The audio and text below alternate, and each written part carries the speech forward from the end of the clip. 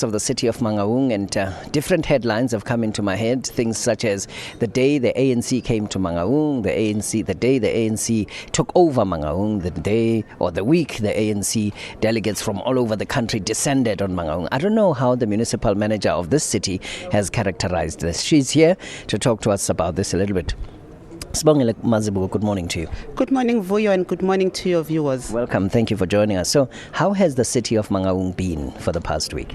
It has been a beehive of activities. It's been a time of excitement, and we are proud to say our infrastructure held on, and our people and our community welcomed our guests, and we really are proud as Mangaungans.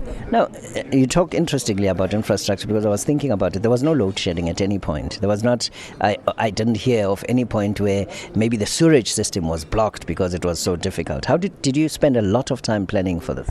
We had an opportunity to actually have the centenary celebrations in January.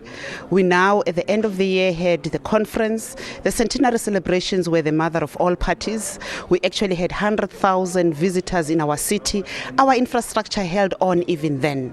To this weekend and this whole week, we had the conference.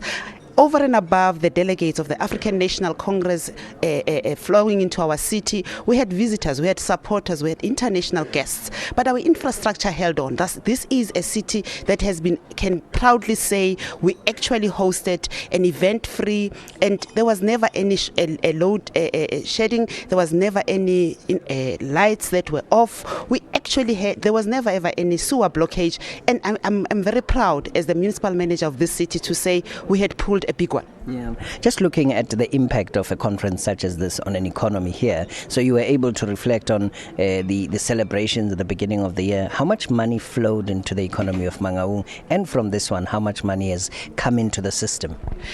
Vuyo, we've not made the calculations for this one, but we are very sure that I actually had made contact with the business people, business community after the centenary, and at some stage all our outlets, all our fast food outlets were actually sold out.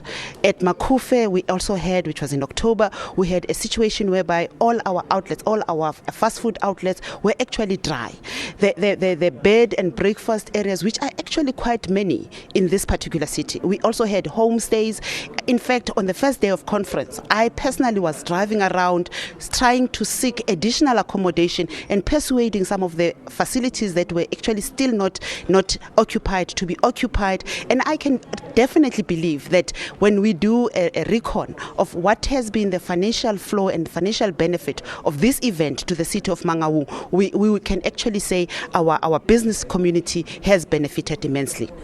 The January one, the celebration, how much did that contribute to this economy? We were actually told that some of our business had made 3 times what they in that period, what could have been their annual revenue. Some of them made up till 5 times what would have been their annual revenue in just a period of a weekend. And you remember that the centenary was a period of a weekend. It was not as prolonged as this one. Thus, we actually would be doing, in fact, most of our hotels had actually employed 3 times more staff members to actually come in and assist with the conference itself. Yeah. Just looking now at things like job creation, and say hotels had employed temporary staff. The challenge is to keep people in employment going forward, because then it means sustainable employment. This one is a short-term impact. After that, it's gone. I mean, are there thoughts and plans to say how can these kinds of things be prolonged, or the benefit from them, how can it be prolonged?